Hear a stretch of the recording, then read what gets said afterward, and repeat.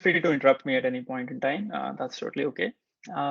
So yeah, and thanks for the kind introduction. So hi everyone, I'm Rishabh, and I'm going to talk about a recent work on deep reinforcement learning at the edge of the statistical precipice. Yeah, this work was accepted at NeurIPS 2021 as an outstanding paper. So before going into the nitty gritty, just let me give you a TLDR. So what is this work about? So our findings in this work call for a change in how we evaluate performance on reinforcement learning and machine learning benchmarks, for which we present more reliable protocols, easily applicable with even a handful of runs, to prevent unreliable results from stagnating the field. And it only requires a few extra lines of code for reliable evaluation. And you can check out this GitHub link later if you're interested in how to use this work and basically the tools we propose. So let's now go to the main presentation. So I'd argue that research in deep reinforcement learning predominantly relies on evaluating performance on a diverse suite of tasks, such as Atari 2600 games, to assess progress. Quantitative evaluation on a suite of tasks reveals strengths and limitations of methods while simultaneously guiding researchers towards methods with promising results. And what we typically do is evaluate aggregate performance on a suite of tasks. However, most published results on deep reinforcement learning benchmarks compare point estimates of aggregate performance, such as the overall mean performance you get across all the tasks, or something like median scores across all the tasks, which is more popular on Atari. So just to give you an example, even some of our own prior publications only reported point estimates for showing improvements. So I guess here I listed papers from each of the co-authors with just reported point estimates of aggregate performance to claiming improvements and saying that our method is better than others and or it's worth publishing. Okay. Now, unfortunately, reporting only point estimates ignores the statistical uncertainty implied by the use of finite number of training runs, which is since these results were only using, let's say, something like 3 or 5 random seeds. If we repeat the experiment with possibly maybe a different set of random seeds, we are likely to get a different point estimate. And these results do not report this uncertainty. Now, beginning with the arcade learning environment, the shift towards computationally demanding benchmarks has led to the practice of evaluating only a handful of runs per task, exacerbating the statistical uncertainty in point estimates. So as you can see in the late, I think 1990s, we were using something like 100 runs. And now if you come directly to 2020 for something like mu0, or maybe open up, which only used a single run on Atari games. Now, as we move towards more challenging reinforcement learning benchmarks, evaluating more than a handful of runs will become increasingly demanding due to the increased amount of compute and data needed to tackle such tasks. So maybe we ask this, so what could go wrong with ignoring the statistical uncertainty? So to illustrate the pitfalls arising from the naive use of point estimates in the few run regime we typically are in deep reinforcement learning, we do a case study on the Atari 100K benchmark, which contains 26 Atari games. In this benchmark, algorithms are evaluated after 100K training steps, or roughly 2 to 3 hours of gameplay. And what we report is an aggregate score across these 26 games. Also note that we normalize the score when reporting the performance. On Atari, normalization is typically done using human scores and random scores. And you can see how this normalization is done. But basically, we put the score so that we can compare the scores to human performance. Okay. And prior work on this benchmark report median normalized scores, which correspond to the sample median over the task means, and typically use 3 to 5 runs. So basically, if you have 26 tasks, you let's say use 3 to 5 runs per each of the tasks or games, and you compute the mean score for each of these games, and then you report the median score across all these mean scores. And this is your aggregate performance, or the metric which typically papers compete on. So what we did was, in this paper at least, we evaluated 100 independent runs for each of these algorithms, where the score for a run is the average return or expected return obtained in 100 evaluation episodes taking place after training. The 5 algorithms we used at the time were DER, OTR, TRQ, curl, and SPR. Now what we have is we have a total of 26 games in the benchmark, and for each of the games, we have a total of 100 scores for each algorithm. And what we can do is we can subsample, as we can assume that we have access to the distribution of scores an algorithm would achieve on this benchmark, and we can subsample scores from this distribution to like investigate statistical variations in the Furin regime, which is what if we had, so let me just go to this thing. So the first question we asked was, what if we report performance using a different set of runs? So basically this graph is a little bit dense. Let me go through it. So what I'm showing here is the dashed lines, which are the reported scores in the paper, and a distribution, which is basically saying, well, what if I used a different set of seeds or run to calculate my median score? What would it look like? And you can see basically that there's a lot of discrepancy between the reported results and the actual distribution of scores we obtained. And note that most of this is just rerunning the code released by the authors and just evaluating it for a lot more seats and then calculating the distribution of the scores.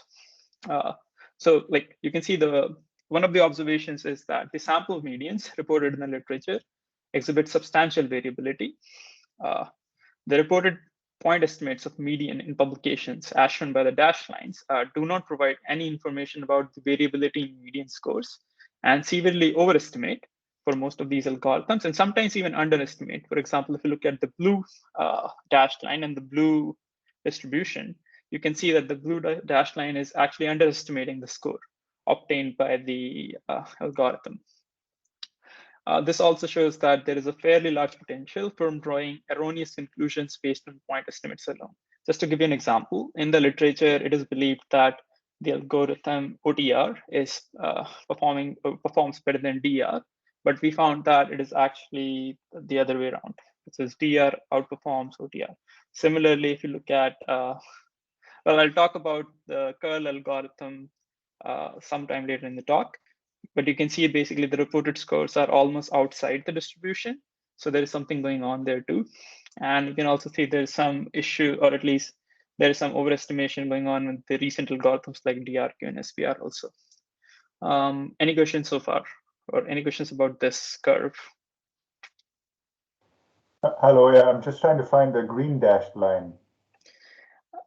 Right, so I usually get this question. So the green algorithm is something we came up with, or we made a modification to the DRQ algorithm, and there is no green dashed line. Okay. So basically, it's something we said. So maybe I can go into a little bit detail there. So the original DRQ algorithm changed some of the evaluation parameters, which is how much epsilon greedy noise we should have when evaluating the performance of an algorithm. The typical protocol is to use like, I think 0.1% of noise, while DRQ use something like 5% of noise. So they actually had a much lower performance than what they would get if they use the standard parameter or standard like protocol for evaluation. And for the curl mean distribution, how do you justify a non-normal mean distribution? That's not what the central limit prescribes, right? So this is the distribution of the median. So this is like median of means. Oh, right, okay. It's a much more funkier thing than, yeah. So you can get these sort of distributions too. Okay. Cool. Anyone else, or any other questions? I guess not. So I'll move on. Okay. So another funny thing I think we discovered here was that median scores are substantially biased, and basically, which means that median of sample means is a biased estimate of the median of the two task mean scores. Now, this is simple to see if you look at the equation in the bottom of this slide, which is you can think about median of expectations is going to be different than if you take the expectation of the median scores with finite number of runs. But I guess in the Furin regime, we find that this bias can even dominate the comparison between certain algorithms. So the differences between some of the algorithms are in the range of 0.1 to 0.3, but we can see that the biases themselves can be something around 30% or 40% of this difference between algorithms. Okay, and I guess we also asked, like, so this figure basically shows here that while we can claim improvements with 3 or fewer runs, and this may naturally raise eyebrows, like folk wisdom and deep RL is that if we have 20 or 30 runs, they are usually enough. So actually, by calculating 95% confidence intervals on sample medians on Atari 100K, we find that this number is actually closer to 50 to 100 runs, far too many to be computationally feasible for most research projects. Basically, what I'm saying is that even with 50 runs, you might have sizable uncertainty in your aggregate median score, and you still may not be able to claim statistical improvement if or with just reporting a point estimate, even with 50 runs. But 50 runs is actually too much for most research projects. Okay, and finally, just like a minor point about the curl. So you saw that the pink dash line was almost outside the distribution of the scores we obtained. And the reason was that there was like changes in evaluation protocols. So basically, curl used a maximum performance protocol, which is it said it'll take the maximum performance obtained during training and report the average score based on that. While for the baseline, they did not change the protocol. And what we found that if you use the same protocol for the baseline also, then the baseline actually outperforms curl. And that is shown by yeah, I'm not going to detail here. Similarly, there was another algorithm published at ICML this year called Sunrise, where they used hyperparameter optimization per game, but they did not make this change for the baseline. And again, we found that a lot of the improvements they reported could come from their protocol of picking like best hyperparameter per game, as opposed to using a single hyperparameter configuration across all games. But the high level point from this figure is that like basically changes in evaluation protocols can invalidate comparison to prior work, and we should try to stick to the standard protocol as much as possible. Also, maximum reporting a maximum performance is actually problematic because you're using 10 runs to get a single maximum performance, but if you want to report properly, you have to repeat this process also multiple times, which will make it much more expensive. Maybe we can talk about in detail about this later if anyone has questions. Okay, so I guess this comes to the question. Now we have this question of, so how do we reliably evaluate performance? So I guess one thing we argue is that just fixing random seeds is not enough, or it's not the solution for two simple reasons. Why should we prefer one set of seeds over another? Which is, why should I prefer seeds 1 to 5 rather than seeds 42 to 47?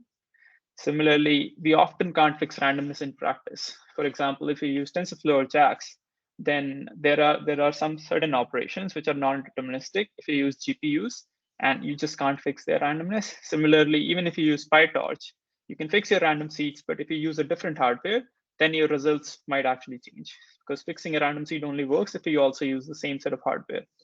So in practice, most of the time, we are not able to fix random seeds. And what is this figure showing on the bottom is basically I ran two sets of 100 runs on Atari 100K, fixing all possible seeds, except there was some randomness in GPUs, which I couldn't control. And I calculated the correlation of the scores I obtained in these 100 runs for each of the games. And I found that the correlation was something from minus 0.2 to 0.3, which basically says that those runs were not correlated much. So even like slight randomness in GPUs can make your results very different, even if you fix all the seeds. Okay, what else? The other common thing, which I guess we often get asked in like in reviews and like requests from reviewers, that why don't we evaluate more runs? And I'm going to argue that evaluating more runs is typically infeasible for most computationally demanding deep RL benchmarks. Just to give you an example, 5 runs on 50 Atari games for 200 million frames, which is the standard setting, takes 1,000 plus GPU days. And if you have even more complex RL benchmarks, it'll be even much more expensive to evaluate only a few runs. So I'm going to say that evaluating more runs is also not a feasible solution most of the time. And finally, about, I guess, statistical significance tests. And I guess this might be a little controversial, but I'm going to say that these also are not really a solution. And there are a few reasons for that. One is their dichotomous nature, which is they only care about significance versus not significance. And also common misinterpretations around these tests, such as like lack of statistically significant results does not demonstrate the absence of any improvement. And given enough data, any trivial effect can be statistically significant, but may not be practically significant, which is you might get a really, really tiny gain, which you might be able to show that it's statistically significant, but it doesn't really matter. Also, just a fun fact, like, so the main statistics journal in the USA actually bans thresholding p-values. So you can report your real p-value if you know what p-value is, but they do not allow you to compare it to a threshold like 0.05. So for this reason, we avoid statistical significance tests in this work. So, what do we do actually? So instead, so in this work, we emphasize using statistical thinking instead. So any performance estimate based on a finite number of runs is a random variable and should be treated as such. And based on this insight, we provide 3 tools for reliable evaluation aligned with this principle of reporting statistical uncertainty in results. I'll walk through these tools one by one, but maybe a good point to stop here and ask, does anyone have any other questions or any questions?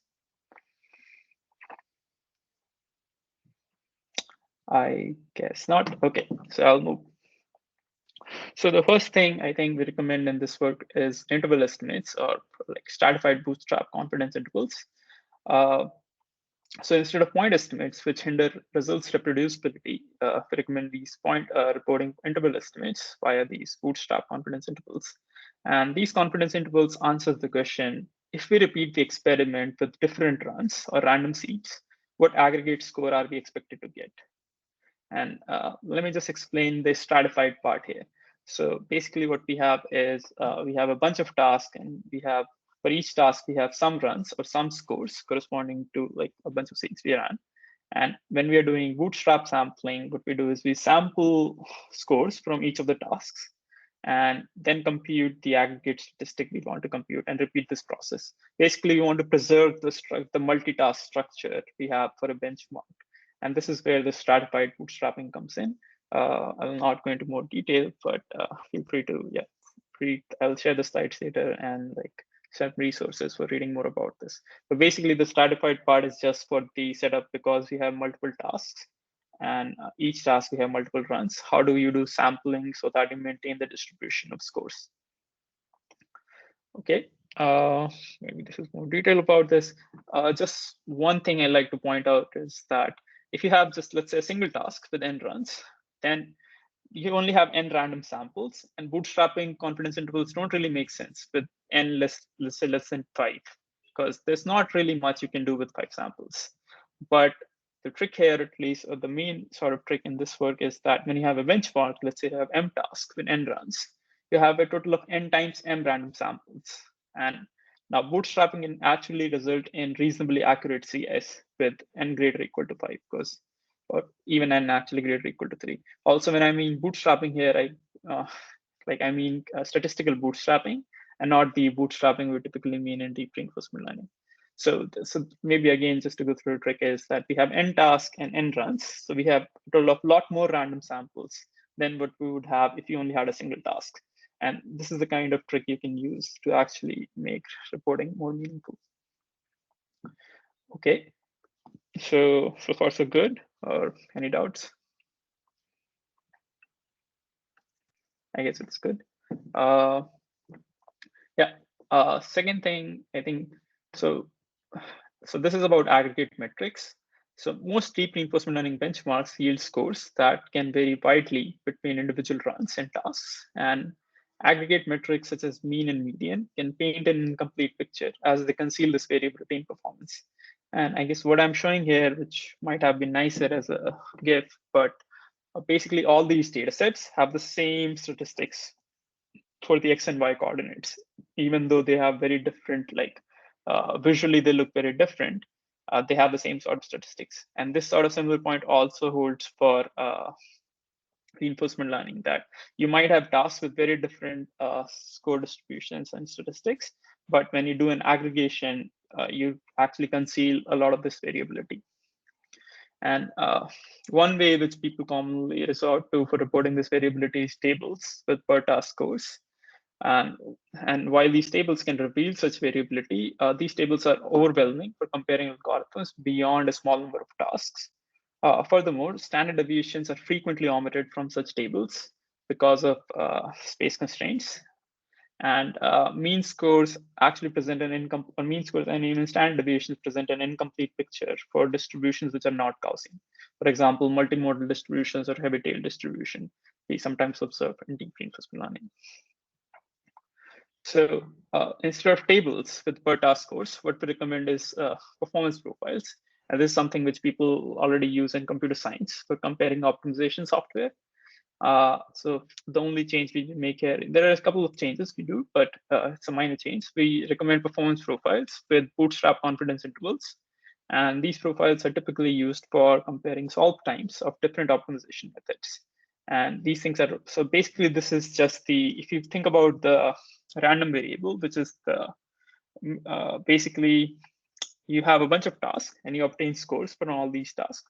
And you can think about a random variable, which is the score distribution across all tasks. And this performance profile simply corresponds to the tail distribution function, or the 1 minus CDF of this random variable. And so there's like some nice properties these performance profiles have, which is that these are robust to outlier runs or tasks, which is if there's an outlier run or task, these performance profiles will change only by a really tiny amount. And they're also robust to small changes in performance across all tasks, which is if the performance in all the tasks shifts by a small amount delta, then these profiles also shift by delta. I guess the picture is worth 1,000 words. Let me show what these performance profiles are. So this is what it would look like. And so here I show these performance profiles on the Atari 100K benchmark. And as I mentioned earlier, these profiles show the tail distribution of scores on runs combined across all the tasks. Now, so the nice thing about these profiles is that these profiles allow for qualitative comparisons at a glance. For example, one curve above another corresponds to a concept called stochastic dominance, which is if we can for comparing, like this is a concept for comparing two random variables. And if one curve is above another, that means that that random variable stochastically dominates another. Also, there are other cool properties, which is if you have a positively valued random variable, then the area under the profile corresponds to the mean score you get across all the tasks. So you can just compare, like if you think the area of a curve is higher than area of another curve, then you can directly say that the mean score is going to be higher. Also, you can read any percentile by drawing horizontal lines. So just to give an example, if you draw a line at y equal to 0.5, that corresponds to the median score. And you can also see the variability in the median. But basically, you can read any percentile from these profiles. You can also also figure out the mean based on the area, and you can also check for stochastic dominance. So these are just a way for plotting the distribution of scores you get across all the tasks. Also note that on the y-axis, it's fraction of runs rather than fraction of tasks. So basically, what you have is if you have, let's say, a task matrix, you have, let's say, 5 tasks, and for each task, you have 3 runs. So you have a total of 15 scores. And you put all these scores together, and then you find the distribution. So they're also much nicer than box plots and other things because they let you read a lot more things. Okay, so these profiles are great, but for qualitative comparisons, they often intersect at multiple points, as most algorithms do not strictly dominate one another. Like it's unlikely that the new algorithm we come up with is going to be the best out there on all possible tasks we have on a benchmark. So finer quantitative comparisons might still require aggregate metrics. So let's talk about aggregate metrics we use currently, which are mean and median. So mean is prone to outlier tasks, and that's well known, and I think mean is not that commonly used, at least when we know that there might be some outlier tasks. Median is a much more commonly used metric, but median is unaffected by 0 scores on nearly half of the tasks, which is I can get a score of 0 on half of my tasks, or about almost half of my tasks, and my median score would remain unchanged. And is also statistically inefficient, which is it can have actually large uncertainty, which might make comparisons harder if you only have a few runs. So, and instead, so I would say that what we need is better metrics that are not unduly affected by outliers, have small uncertainty, even with a handful of runs, and are more robust indicators of performance. And in this work, we propose like 2 alternatives to these metrics based on robust statistics, including interquartile mean and optimality gap. Interquartile mean, or IQM, corresponds to the mean score of the middle 50% of the runs combined across all tasks. So it's something like best of the both worlds of median and mean, because It has robust outliers, just like median is, because it only considered 50% of the scores. But it is also like a more robust indicator of performance because it does not care about just the middle task. Like it also cares about a lot more tasks. Note that it is a mean score of middle 50% of runs combined across all the tasks. It's not like for a given task. So we basically aggregate all scores across all tasks. And optimality gap measures how far an algorithm is from optimal performance.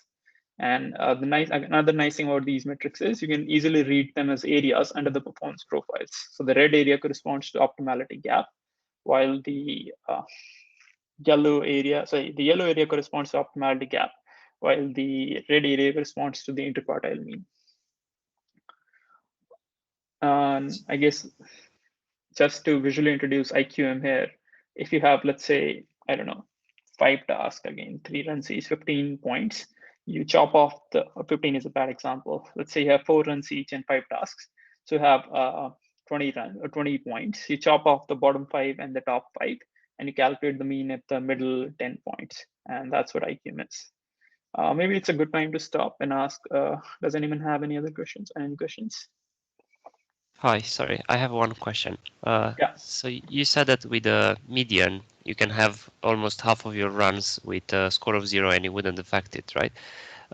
With IQN, would it not be the same thing, but with 25% of your runs having a score of 0? So the thing is, it's like I said, like if you set the score to, so it is probably the same thing. With 25% of the scores to 0, it will have the same sort of issue. And I think in that case, like performance profiles are probably going to capture whatever these things are. I'm just saying IQM is a more robust indicator in the sense that it cares about 50% of the middle task, or at least it cares about the middle tasks much more than the median, because basically, if you set the score to 0 for 50% of the task, median would still remain unchanged. But IQN would show like a severe degradation if that happens. But let's say you're more interested in something like the performance on the hardest of the tasks, then both of these metrics are actually deficient. And you want to use something like optimality gap, or maybe actually want to see performance profiles and like report a metric which you care about. I see, thank you. Yeah, but basically the high level point is these metrics only capture a specific, maybe I'll also maybe show you like an interesting example of what happens because of like, if you just report aggregate metrics, but aggregate metrics only capture a part of the picture and they're not going to be sufficient. If you just report the distribution, which is these profiles, then they'll capture all these idiosyncrasies which happen. But there are cases where these metrics may fail to actually capture the right aspect of performance you care about. Okay, any other questions? Okay, let's move on. So one nice thing about this IQM thing, as opposed to median or mean, is that it actually results in much smaller confidence intervals. And this is important when we are trying to compare methods only with few runs, because now you have like, you can claim statistically significant results, even if you have like a much smaller number of runs. So at least for this thing, I think you will get, so basically IQM requires fewer runs to claim improvements. And then again, like so IQM is a better alternative to median or mean, which you already use. And I think ideally you should be reporting all of these metrics. So one more metric before I go into the final set of results, which is one thing we are typically interested when we are publishing a paper or writing a paper is like, are we better than the baseline? And for this, we propose a metric called probability of improvement, which is you have 2 random variables. Then we can directly ask the question of what is the probability that, let's say, algorithm X is better than the algorithm Y, which was a baseline. And you can just report this probability too. So this answers how likely is the improvement over baseline, irrespective of the size of the baseline. And it's quite useful for head-to-head comparisons. Again, just to give you a visual example. So let's say this is for a given task. Let's say you have 10 runs each. You compare all these 10 runs to each other. Like these are all pairwise comparisons. You compute this probability of improvement for a given task, and then you average it out across all tasks. And this probability, and there's also like this probability calculation is actually based on the Mann-Whitney U statistic. So there's also something about statistical significance you can claim directly, which is if this probability is higher than 0.5, or at least the interval estimates of these probability or this probability of improvement is higher than 0.5, then the results are statistically significant. And if your upper CI is actually higher than 0.7, then you can also say that these results are statistically meaningful based on a recent analysis done by some other paper. Okay, so maybe, yeah, before I go into the final set of results, any other questions or any questions? Guess not. So using a recommended tools for reliable evaluation, what we did was we scrutinized performance evaluation of existing algorithms on widely used, other widely used parallel benchmarks, such as the arcade learning environment or the standard Atari setup, ProcGen, which is a benchmark for measuring generalization, and DeepMind control suite, again revealing discrepancies in prior comparisons. So here, like basically we compare some of the standard, I guess, deep parallel algorithms on ALE. And what we notice that the interval estimates of median scores actually result in large confidence intervals compared to IQM. And actually the median estimates also strikingly overlap for certain methods. Furthermore, depending on the choice of the metric, the ordering between algorithm changes. So I guess one interesting example of this would be, I think, the brown line and the purple line, which is rainbow and IQN, which are, I think, two distributional RL methods. So depending on the metric you use, if it's median or IQM, your ranking also changes. And this inconsistency in ranking across these aggregate metrics arises from the fact that such metrics only capture a specific aspect of overall performance across tasks and runs. So when we are recommending IQM, we're recommending IQM as like a measure of overall benchmark performance, but it may not really capture the performance across the really hard tasks or really easy tasks. Because IQM just cares about the middle 50% of the tasks. You might be interested in some other metric. Also, I guess we show the interval estimates for these different metrics we proposed. So another interesting thing we found was that maybe this figure doesn't clarify that much, but in terms of optimality gap, which is basically how far we are from human performance or how worse we are compared to humans, we see that while we're getting like better in terms of median performance, we're getting worse in terms of optimality gap, because higher optimality gap is worse. And you can see that some of the recent algorithms, such as I think MIQ and Dreamer, have worse optimality gap and then like some of the prior algorithms. And this might indicate to the fact that we over-optimize median scores in ALE papers, or at least median is the main comparison, main aggregate metric we use for comparison. And maybe that's why we are seeing this like flip in rankings in terms of optimality gap. But again, this shows that limitation of using a specific aggregate metric. And ideally, if you report the distribution, which is based on these performance profiles, you'll get an idea of what's happening through the entire, or basically you get an idea of the entire performance distribution of these algorithms, which can explain these inconsistencies. On DeepMind control suite, we again saw there were like huge overlaps in the 95% confidence intervals of mean normalized scores for most algorithms. And these findings suggest that a lot of the reported improvements could be spurious, resulting from the randomness itself in the experimental protocol. There's one correction to this curve. I think RAD scores are not as high as reported here because there was a mistake, but that's updated in the paper. And finally, for ProcGen, what we did was we computed the probability of improvement to understand how likely are the reported improvements. So in the figure, the algorithms shown on the left claimed improvements of the algorithm shown on the right. But we find that some of these claimed improvements are only 50 to 70% likely. And for example, if you look at UCB Dirac versus PLR, or I guess again UCB Dirac versus mixed reg, or PLR versus mixed reg, you see that these improvements are only like 50 to 70% likely. Also note that if you overlap the 0.5 with 50%, then that's not statistically significant because that's equivalent to having like a random chance of improvement. But if your, let's say, interval estimates are higher than 50%, then the results are statistically significant. Also, one question I think I typically get is why are there interval estimates or why there are confidence intervals around these probabilities? And the reason is that like these things are also random variables, because if you, let's say, repeat the experiment with a different set of runs, your probabilities would be different because your scores would be different. And the empirical estimate of probability compute would be different. And that's why you have this interval estimates around these probabilistic comparisons too. Yeah, I think that was it for the results.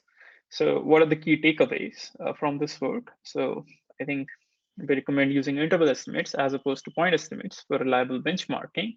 And I think reporting these interval estimates tells you like what is the range of possible scores that someone might obtain if they rerun your code, let's say on a different hardware or different set of random seeds.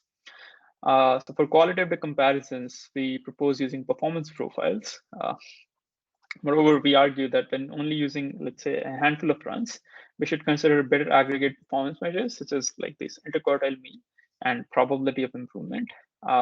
Finally, maybe this is like meta point that, but we also urge the authors to provide the individual scores or runs, like basically release the experimental results you have, so that other authors can actually do better statistical comparisons. So for this work, what I had to do was I had to email. So none of these experiments in the previous, so none of these experiments was something I ran. I just emailed the different authors to ask their reported results in their publications, and I just did a more thorough statistical analysis of what's happening.